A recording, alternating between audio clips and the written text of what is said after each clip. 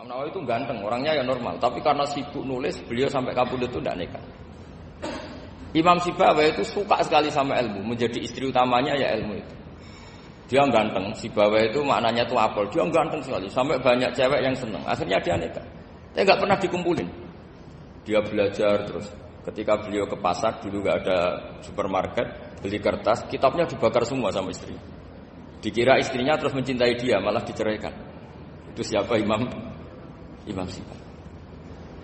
Terus ada umatnya Nabi yang paling unik di dunia. Mungkin Pak dosen, saya kiai pun nggak bisa niru. Ada orang tuh ganteng sekali, istrinya cantik sekali. Itu tahu-tahu sudah 10 tahun tidak pernah hubungan suami istri. Karena ketika si suami itu tahu istrinya cantik, itu langsung sholat sujud syukur, sholat terus, saking senengnya punya istri cantik. Yang istrinya cantik juga solihah, tahu suaminya ganteng ya terus sholat terus syukur. Itu sampai berhari sampai bertahun-tahun. Terus ketika ketemu cocokan, dek kita sudah nikah berapa? Terus dilihat, kayaknya sudah 10 tahun, tapi tidak pernah hubungan. Oh itu nggak kebayang itu. Ganteng sama cantik, kalau jelek sama jelek itu mungkin. Yang satu bilang naudzubillah, satu itu kan nunggu rapak saja. Ini nggak ganteng sama cantik. Nah, kenapa kualitas ulamanya Rasulullah itu bisa seperti Nabi Bani Israel? Karena agama ini, umat ini sudah ada ditunggui para nabi. Sehingga mau tidak mau kualitas ulama, alhamdulillah barokahnya Nabi itu berkualitas kayak nabinya Bani Israel. Nah, ini penting sekali saya utarakan supaya dicek saja. Kalau kita nggak percaya, dicek saja dalam hadis-hadis sahih. Misalnya begini, ketika Nabi memenangkan perang Badar, itu ada Asra Badrin, tawanan-tawanan perang Badar. Nabi suka musyawarah, suka rembukan.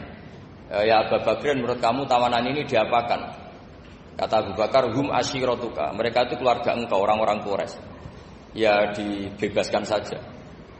Pakai tebusan. Nanti uang itu kita kelola supaya jadi penguat Islam, dan orang-orang ini merasa utang jasa karena harusnya dibunuh tapi kita bebaskan. Terus tanya, bagaimana kamu ya Umar, menurut kamu? Kata Umar, ini kan orang-orang yang dulu ingin bunuh kamu, yang ingin menghabisi jenengan, ingin dan sudah ngusir jenengan. Ya setelah ketangkap ya dibunuh, kok repot. Apa kata Rasulullah? Rasulullah spontan ngendikan, inna masalah kayak Abu Bakrin kamasali Ibrahim. Kamu ibarat kayak Nabi Ibrahim. Izqala faman tabi'ani fa innahu minni wa man asani fa innakal ghafurur rahim. Jadi Nabi Ibrahim itu unik.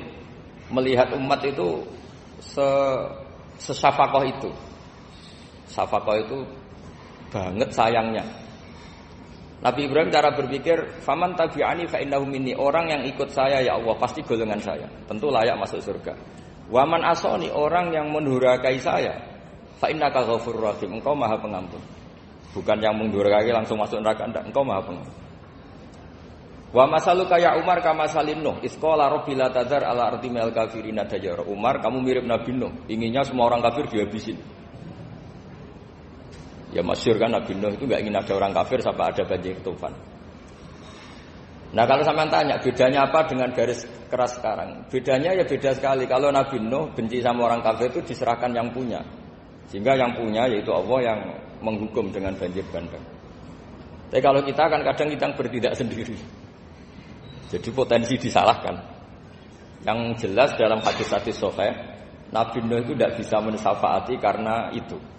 Ketika diminta syafaat, ini hadis sahih bukan ada di Bukhari, ada di Muslim.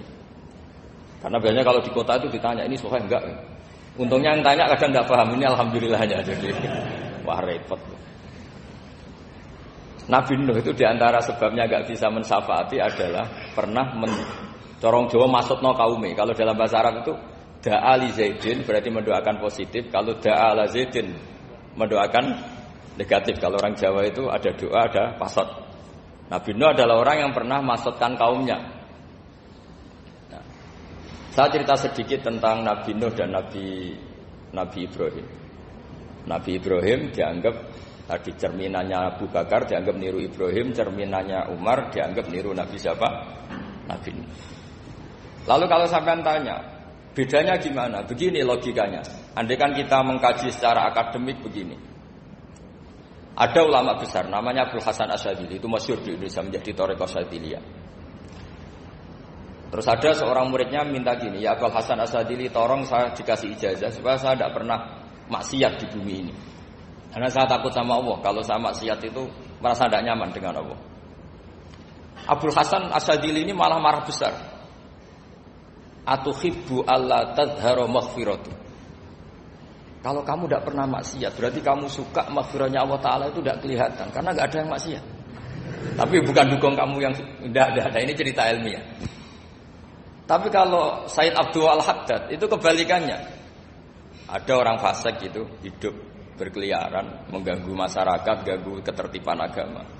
Ada kiai atau siapa gitu mendoakan supaya tobat atau dikasih panjang umur supaya nanti bisa tobat. Itu beliau Said Abdul Al-Haddad marah besar. Man da'a li fasikin bil baqa faqad ahabba ayyusawahu fi ardi. Orang yang mendoakan orang fasik hidup berarti dia suka Allah dimaksiati di buminya. Jadi akhirnya jadi kutub besar, yang satu Syadziliyah, yang satu Haddadiyah. Kenapa ya? Karena tadi yang satu cerminan Nabi Isa, yang satu cerminan Nabi Yahya. Sebagaimana sabda Rasulullah tadi, ulama ummati ka'ambiyai bani Israil. Juga masyhur dalam aplikasi pengajaran juga gitu. Masyhur sekali dalam kitab-kitab diceritakan. Kalau Said Abdul Haddad, kalau ada orang sowan itu, kamu ngaji sama siapa? Sama si A. Pernah nangis gak pas ngajar? Gak pernah. Udah gak terus, gak usah diterusin ngaji orang seperti itu. Hatinya atas ya, wong ora iso nangis ya. Tapi kalau Abdul Hasan Asadili kebalikan, kamu ngaji sama siapa? Sama si A. Pernah tertawa enggak kalau ngaji? Enggak pernah. Udah, enggak usah ngaji sama orang itu. Orang enggak bisa syukur. Jadi itu manhaj besar. Nah, akhirnya orang-orang kayak kita ini enggak jelas semua. Nangis ya bisa, syukur, guyu ya bisa. Cuma celakanya kalau kita nangis karena tidak punya uang, kalau guyu karena punya uang, itu masalahnya. Tapi kalau wali-wali dulu enggak. Kalau senyum ya karena saking yakin rahmatnya Allah itu wasiat rahmatu.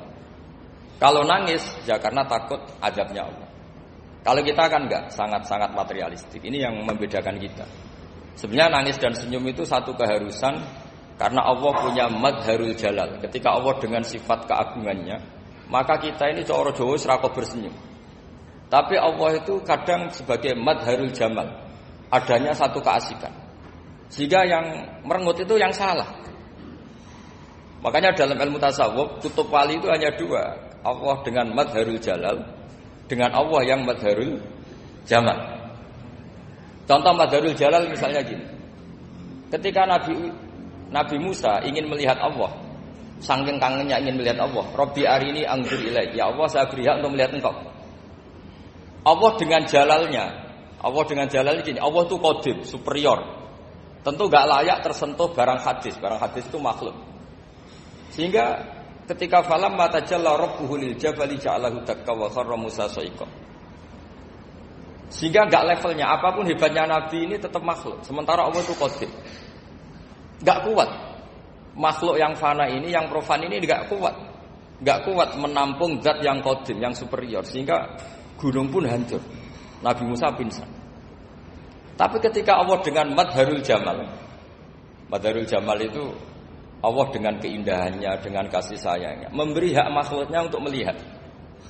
Nah di sini ini Allah sering ngendikan wujuhu yauma idzin nadhirah ila rabbiha nadhirah. Nanti ada wajah-wajah yang di surga itu melihat saya, kata Allah. Tapi apakah betul melihat kayak saya melihat dosen, melihat Pak Rektor, melihat teman-teman itu tidak bisa. Karena Allah itu qadim, sehingga meskipun manusia ahlul jannah melihat Allah, tetap Allah ngendikan la tudrikuhul absar wa huwa yudrikul absar. Karena Allah di balik jamalnya ya punya jalal, di balik jalalnya juga punya jalal. Sehingga selalu di Quran itu diulang beberapa kali supaya proporsional. Nah, kenapa ahli sunnah tetap berkeyakinan Allah bisa dilihat? Logikanya begini. Fa inna kulla maujudin yasihu ayyura. Allah itu zat sing nyata-nyata wujud dan punya eksistensi. Di mana-mana sesuatu yang wujud itu layak untuk bisa dilihat. Lalu pertanyaannya gini, kenapa kita tidak bisa melihat sekarang kok nunggu di akhirat? Karena mata kita sekarang itu profan, fana. Sementara kita setelah di surga, tubuh kita didesain abadi. Ya saya ulang lagi ya, setelah kita di surga, semua fisik kita ini didesain abadi. Tentu karena desainnya sudah abadi layak melihat zat yang abadi. Tapi pertanyaannya kenapa ada